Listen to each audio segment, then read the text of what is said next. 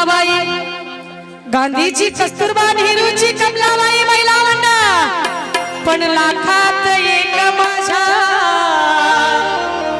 भीमाची Ramai.